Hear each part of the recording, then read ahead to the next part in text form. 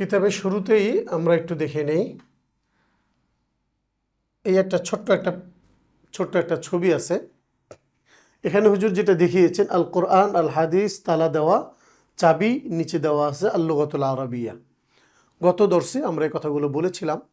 এই শরবি শিখি বা কোরআন হাদিস জানার জন্য বা ইসলামটাকে ভালোভাবে বোঝার জন্য আরবি ভাষাটা জরুরি। অর্থাৎ কোরআন এবং হাদিস তালা দেওয়া রয়েছে, এর চাবি হলো আরবি ভাষা। সুতরাং আরবি ভাষা একজন মুসলিমকে শিখতেই হবে।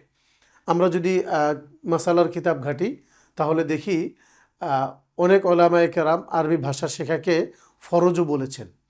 যদিও হানাফি মাযহাবের ফতোয়া ফরজ না, কিন্তু অত্যন্ত জরুরি, এটা অন্য মাযহাবের এই ফয়সালা দিয়ে বোঝা যায়।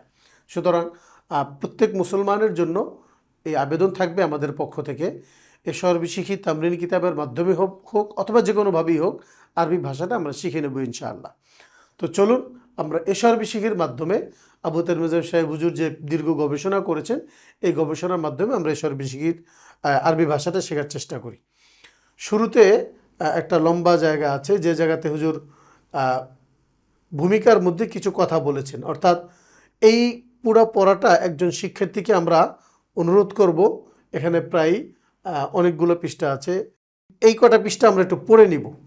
এর মাধ্যমে যে জিনিসটা হবে সেটা হলো এ শরবি শিখি লেখার প্রেক্ষাপট, এ শরবি শিখির মাধ্যমে শিক্ষার্থীদের ফায়দা হবে বা এ শরবি শিখি ইত্যাদি নিয়ে হুজুর কিছু কথা অনুভূতি এখানে ব্যক্ত করেছেন।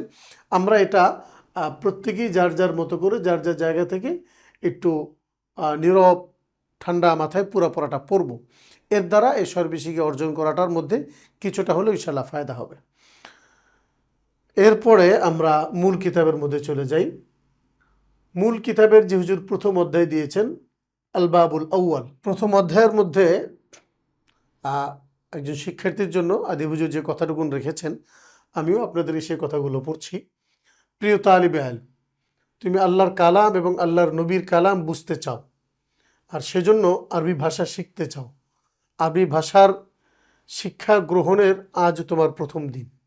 প্রিয় বন্ধুগণ, এখান থেকে আমাদের জন্য যে মেসেজটা রয়েছে, আরবি ভাষা শেখার মাকসাদ কি, আমরা যদি বিষয়টা নিয়ে ভাবি, অনেকেই আরবি ভাষা শিখেন যে মিডল ইস্টে চাকরি করতে যাবেন, চাকরি করার জন্য তাকে আরবি ভাষা শিখতে হবে, তাহলে তার আরবি ভাষা শেখার মাকসাদ হলো টাকা কামাই করা। আবার আমাদের পিছনের ইতিহাস থেকে আমরা জানি কোরআনের ভুল ধরার জন্য কেউ আরবি ভাষা শিখেছিলেন, এমন ইতিহাসও আমাদের কাছে আছে। তো তাহলে তার আরবি ভাষা শেখার উদ্দেশ্য কী ছিল? কোরআনের ভুল ধরা বা ইসলামকে ভুল জাতির সামনে প্রমাণিত করার চেষ্টা করা। এই যে বিভিন্ন উদ্দেশ্য আছে, আমরা কোন উদ্দেশ্যে শরবি শিখি পড়বো বা আরবি ভাষা শিখবো, হুজুর এখানে মূল কথাটা বলে দিয়েছেন। আল্লাহর কালাম এবং নবীর কালাম, আল্লাহর নবীর কালাম, এই দুইটা বুঝার জন্য আমরা আরবি ভাষাটা শিখবো। তাহলে যেটা হবে, আমাদের সওয়াব হবে। কিতাবুন, এই যে কাফ তা আলিফ বা, এই যে 4টা অক্ষর পড়লাম, এর দ্বারা কি কোনো সওয়াব হবে? কোরআনে কারীম পড়লে তো এখানে 40টা নেকি হতো। এখন এই কিতাবুন বলার দ্বারা কোনো সওয়াব হবে কি না? এটা তখনই সওয়াব হবে যখন আমাদের নিয়ত হবে কোরআন এবং হাদিস বুঝা বা ইসলাম জানা, যেটা বুখারী শরীফের প্রথম হাদিসই আমরা জানি সবাই, ইন্নামাল আমালু বিন্নিয়াত ওয়া ইন্নামা লিইমরিইম মা নাওয়া। একজন মানুষ যে কাজ করবে, যে নিয়ত করবে, সেই নিয়ত অনুযায়ী ওই কাজের সওয়াব তার জন্য বরাদ্দ হবে।